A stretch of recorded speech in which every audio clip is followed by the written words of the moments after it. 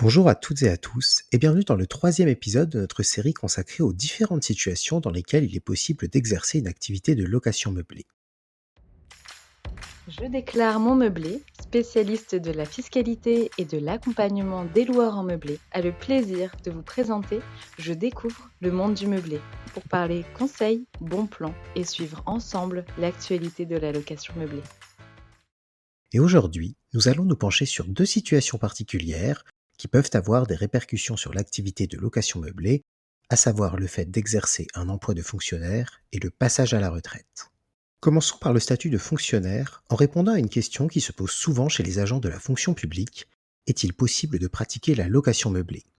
Et cette question est tout à fait légitime en raison du principe de non-cumul des fonctions qui s'applique aux fonctionnaires.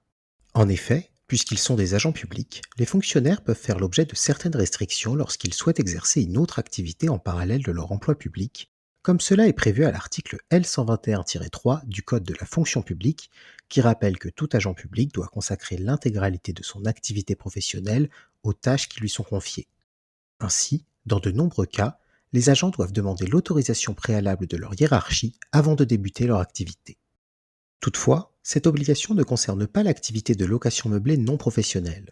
En effet, la loi considère que tous les fonctionnaires sont libres de faire fructifier leur patrimoine comme ils le souhaitent, ce qui leur permet donc de louer à loisir les biens dont ils disposent sans avoir à en demander l'autorisation. Mais attention tout de même, car cette exception concerne uniquement les cas dans lesquels l'activité est exercée au statut de loueur en meublé non professionnel ou LMNP. Autrement dit, les conditions du passage au statut de LMP ou loueur en meublé professionnel seront à surveiller. Pour échapper à la règle de non-cumul des fonctions, les fonctionnaires devront donc bien veiller à maintenir leur montant de recettes annuelles de location meublée sous la barre des 23 000 euros ou s'assurer que le montant total de leur revenu d'activité est supérieur à leur montant de recettes de location meublée, tout en gardant à l'esprit que ces différents montants sont appréciés à l'échelle du foyer fiscal.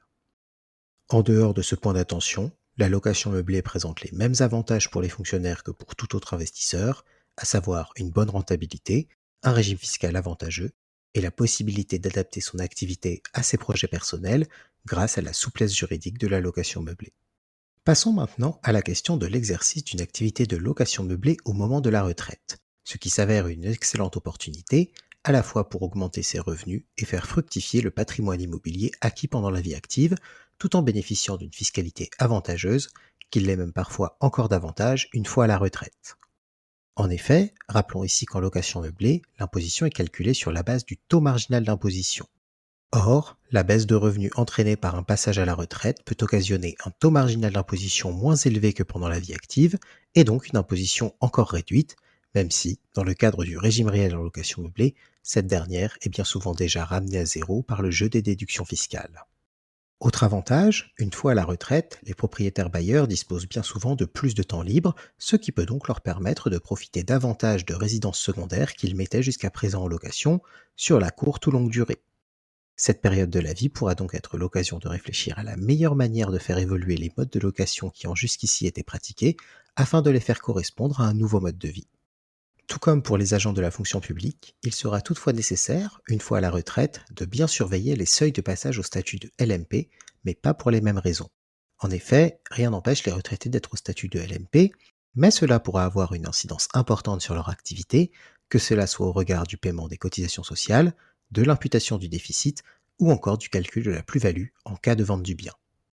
Afin de se préparer à un éventuel changement, les loueurs en meublé à la retraite devront avant tout garder à l'esprit que le montant de leur pension de retraite est pris en compte dans l'appréciation des montants permettant de déterminer le statut de LMNP ou de LMP et qu'il sera inclus dans la catégorie des autres revenus d'activité. Néanmoins, bien que le montant de la pension de retraite soit pris en compte, il est possible qu'un passage à la retraite entraîne un changement de statut en raison d'une baisse des revenus d'activité. Dans cette situation, les loueurs concernés devront prendre garde aux conséquences d'un tel changement, à savoir, premièrement, une modification du fonctionnement du mécanisme de l'imputation du déficit, autrement dit les charges déductibles qui n'ont pas pu l'être, qui, pour les LMP, devient imputable pendant 6 ans sur le revenu global et ce sans limitation de montant. Attention toutefois, car le déficit LMNP ne peut pas être utilisé comme un déficit LMP, ce qui veut dire qu'en cas de changement de statut, le déficit LMNP accumulé et non encore utilisé ne pourra pas venir s'imputer sur le revenu global, mais pourra en revanche être utilisé à nouveau en cas de retour au statut de LMNP si sa durée de vie de 10 ans n'est pas écoulée. Deuxièmement, une modification du calcul de la plus-value en cas de vente du bien, avec un montant total de plus-value séparé entre la plus-value à court terme et la plus-value à long terme, selon le régime de la plus-value des professionnels. Et enfin, troisièmement, l'obligation de payer des cotisations sociales en lieu et place des prélèvements sociaux, comme c'est la règle pour les LMP.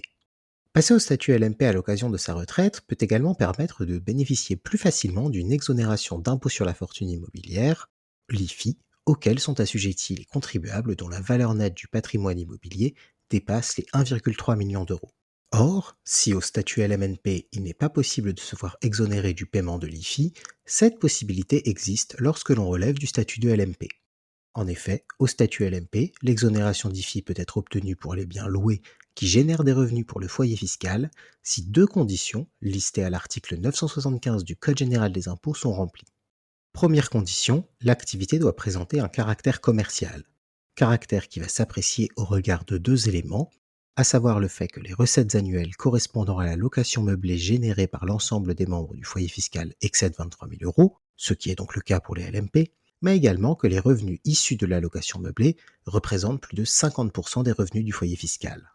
Si cette condition peut être assez difficile à remplir en pratique alors qu'une activité professionnelle est exercée en parallèle, cela peut devenir plus simple une fois à la retraite, d'autant qu'ici les pensions de retraite ne sont pas prises en compte. Deuxième condition, l'activité doit être exercée à titre principal. Il faut donc qu'elle représente l'essentiel des activités économiques du propriétaire bailleur, ce qui est donc une condition souvent difficile à remplir dans le cadre de l'exercice d'une activité salariée en parallèle, mais encore une fois, bien plus simple à remplir une fois à la retraite. En somme, c'est bien évidemment la question du statut qui doit se trouver au centre des attentions des loueurs retraités ou agents publics, car relever de l'un ou l'autre de ces statuts, LMNP ou LMP, peut tout simplement signifier pouvoir ou non exercer son activité, ou devoir en revoir le fonctionnement, même si, parfois, accompagner le passage du statut d'actif à celui de retraité par celui du statut de LMNP à LMP peut également se révéler une bonne option. Quoi qu'il en soit, et comme bien souvent, connaître les spécificités de sa situation et savoir anticiper les conséquences sur son activité ne pourront que vous aider à tirer le meilleur parti de votre activité et nous espérons que cet épisode de podcast y aura contribué.